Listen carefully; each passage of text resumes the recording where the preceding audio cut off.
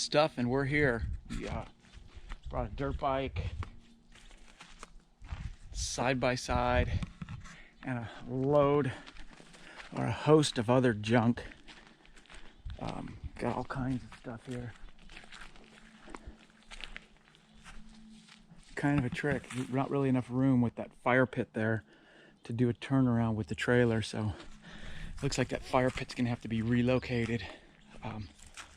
I don't want to do that this time or next time or even the time after that. Probably wait till I get some equipment up here to move all those big rocks. But the truck towed the trailer good. Nice and easy breezy. Okay, so we got one done. You can see it's not lined up very good. And it's close to being level. But I'm looking for close because that bucket, it looks like the way it's all set up with the cut in that bottom log, that 6x6 is going to be 4.5 inches. But remember, I'm going to jack it, so I might be able to end up getting 5 or 6 inches. But that's basically, I think, where we're going to pour. I just got to start working on the rest. I haven't even fit them yet. But this is where we're at right now. We're right here. So I'm going to be stabbing that guy. He looks like he's going to fit in there. That one might not. Ooh, I'm going to have to get a little fancy to dig because that big old rock, I don't want to move that big old rock. What I should do is pin that big old rock. Let it be a part, become one with the footing. And then these are the 20s.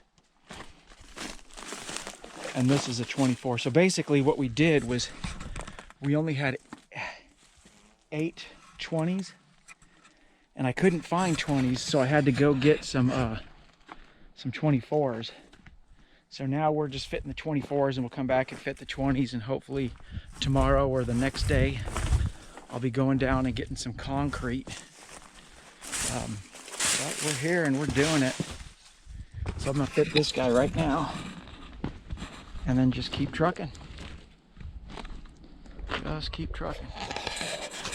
Yeah, when you're doing a project like this, it's the little things you don't think of, like water to mix the concrete.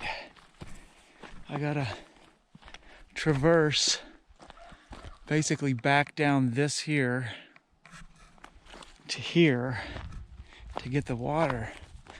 And it's just too tight to turn this big lug around over here. And the road gets pretty sketchy the further, it gets sketchier the further you go. So the spring is just trickling. So you can see the water here. I don't know if you can hear it, but the spring's trickling, but we got enough water to do all the concrete that we're gonna do right here. So what I'm gonna do is I'm gonna pump this 55-gallon drum full of water, drag it up there, and partially empty it into the other one. That's where this spring comes out of the ground right there. And I think it's just a continuation of the spring up top. So let's get this going. We'll see if we can get some footage of that too. Okay, now we're getting some water out. Oh, look, we've got wildlife. See that? Wildlife. Oh, awesome. Hello, Mr. Froggy.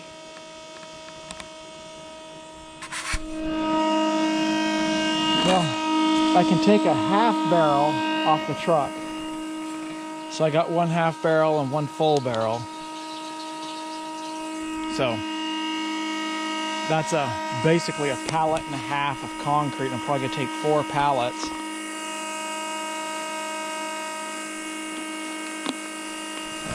So it looks like I'll have to take the side-by-side down and get water in 5-gallon drums for the last 25 bags or so. Because a 55-gallon drum should do a pallet of concrete. It's funny the things you learn when you're having to work completely off grid. You know, you would think water would be an issue doing concrete. I mean, it's not really an issue because we've got the pond in the spring, but it's kind of an issue because I got to go get it. Yep.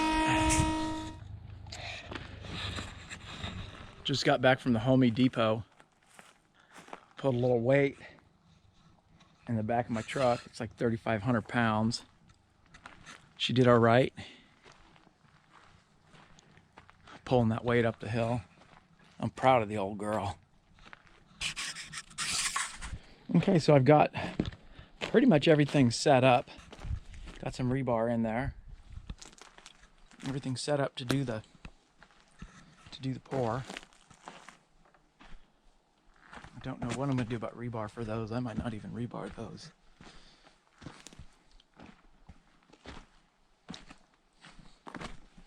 Some of these intermediate ones, I haven't really checked the angle on them yet, or the levelness, whatever you want to call it. But you can see we're ready to mix concrete, man. This is probably a half day's work here. Man, it's just everything just is coming together. It's looking good.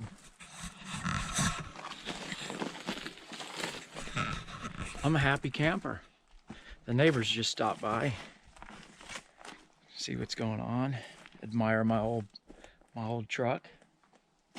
So, you know, I put in a good hard day work, and it's time to pour me a glass of good old two whisker. Fire up my cigar, and put on my cowboy hat, and relax. Okay.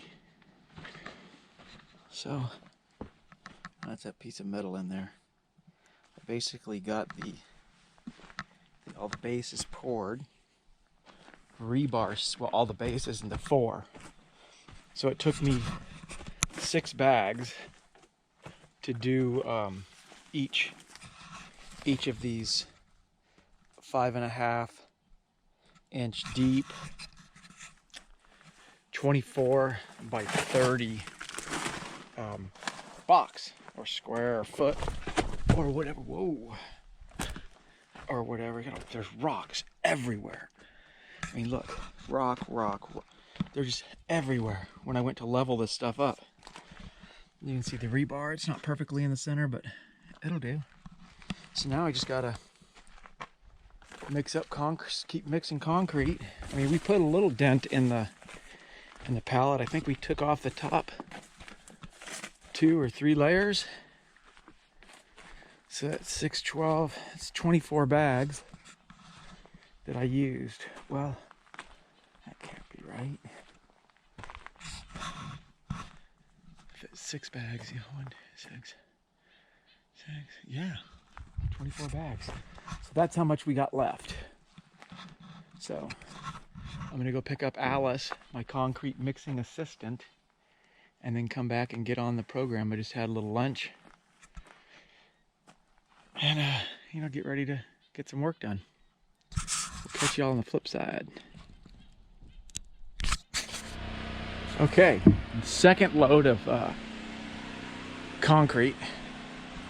First load, I was able to fill that and, you know, fill the foot. I did all 4 footings and filled that with the first load. So, I guess I did this too with the first load. And now we're working on this right here. And the process has been evolving. You know, basically what I'm doing is I've got old green backed up close, kind of close to the job. And I'm unloading concrete from old green into the barrel. Which I have a sequence, which I'll show you how I do that. Into the wheelbarrow, and then roll it to the job site. Right now the water has been the drama, so right now I'm doing 5-gallon buckets from the pond that I go down in the side-by-side and fill in the pond. But what I had before was I had these 55-gallon drums which got water in them, but my battery pack, I should have let this thing run last night. My battery pack ran out of juice. But you know, that thing filled with my little DC pump here, which I've used it off the battery, but it, with the jumper pack, it makes a lot more power. With that little pump here, I filled two 55-gallon drums, and I pumped from the 55-gallon drums out, so I guess that one's empty. So I guess that's 150 gallons. I pumped 150 gallons with that little sucker before that battery went out. So I got the generator over there in the trailer. Got that going. I had a little bit of this wood preservative stuff, which I'm going to soak into this bottom board. That was all I had, was that little bit. That was probably about 1/4 of a gallon, and it's soaked right in there. So I got to get some more of that stuff to get that board preserved. So anyways, that's where I'm at. I'm gonna set this up and see if I can get a shot of me loading and getting concrete ready to mix. Stay tuned. No beer yet.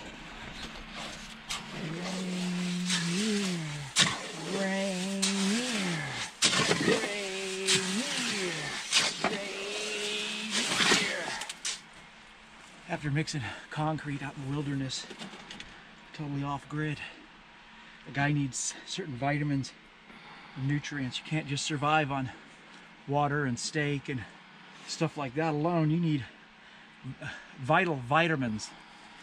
A vitamin R. You need a vitamin R. Rainier beer. What men are made out of.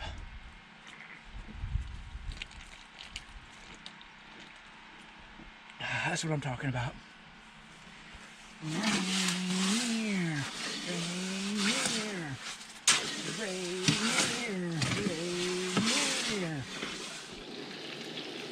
When it's lunchtime at this old cabin, we stick to the same old tried and true. Mushrooms, onions. I'm gonna do some ground bison and that. And this is gonna be lunch. And to go along with it as a warm up for lunch, we're gonna do these things right here, which I saw them over there at the North 40. And I thought, oh, that sounds good. Wow, what an understatement. They are phenomenal. Phenomenal. Smells good. All right, so that's where we're at. Having lunch, having a beer. We're all poured. Just got to wait for the concrete to set. And then jack it up and lay it down.